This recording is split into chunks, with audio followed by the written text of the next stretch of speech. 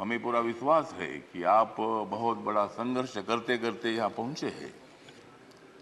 गांव से आकर किसान के बेटे के माध्यम से आप इतने बड़े उच्च पद पर आए हैं। इसमें आपका अनुभव, आपका बहुत बड़ा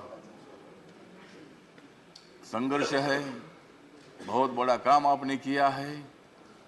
आपने पश्चिम बंगाल में गवर्नर का जो काम किया है, बहुत बड़ा वहाँ चैलेंज था, वहाँ काम करना बहुत बड़ा मुश्किल था, लेकिन आपने बंगाल में बहुत अच्छा काम किया है और बंगाल में अच्छा काम आपने किया है, इसीलिए आपको यहाँ लाने की कोशिश जरूर हुई है। मतलब आप एक संघर्षशील नेता है।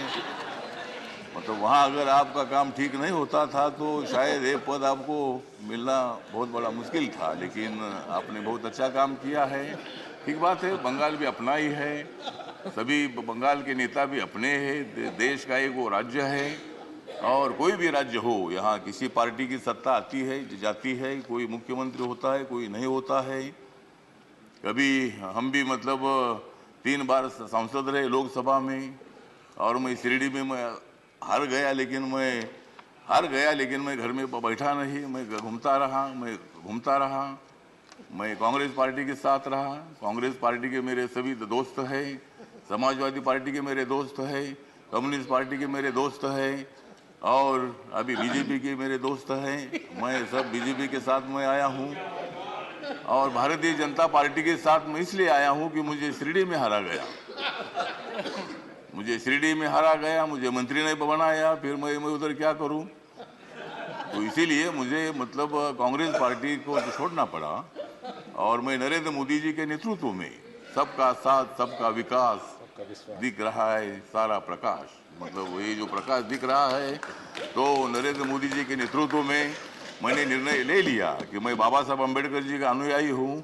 बाबा साहब अम्बेडकर जी ने सत्ता में आना चाहिए बताया है, मेरी अकेली पार्टी सत्ता में नहीं आ सकती है, किसी के साथ मिलकर ही सत्ता में आ सकता हूं। और मेरे पार्टी का मुझे लोग पूछते हैं कि तुम्हारा पार्टी का एक भी लोकसभा में मेंबर नहीं है, तो भी आप मंत्री कैसे हैं? तो मैंने बोला माननीय नरेंद्र मोदी जी को जाकर पूछो, मतलब मैं कैसा मंत्री हूँ। मतलब मैं अकेला हूँ, लेकिन मेरे पार्टी के लोग पूरे देश भर में है, नॉर्थ ईस्ट में मेरी पार्टी सभी पार्टी है और मुझे बोलने का मौका तो दीजिए। मुझे मालूम है कि आप बहुत अच्छे आदमी हैं और मैं आपको, हाँ, आप मुझे हर बार बोलते थे कि हमको कविता सुनाओ, अगर आप मुझे ज़्यादा बोलने के लिए देंगे तो मैं कविता सुनाऊंगा, नहीं तो एक भी कविता नहीं सुनाऊंगा। तो ठीक बात है, तो इसीलिए मतलब कविता सुनाता भी रहूँगा और आप एक अनुभव है, तो इसीलिए अपोजिशन को भी आप मौका दीजिए, हंगामा करने के लिए मौका दीजिए, लेकिन एक आधा दिन हंगामा करने के लिए मौका दीजिए, दूसरे दिन एक्शन होना चाहिए और हाउस का काम भी मतलब चलना चाहिए।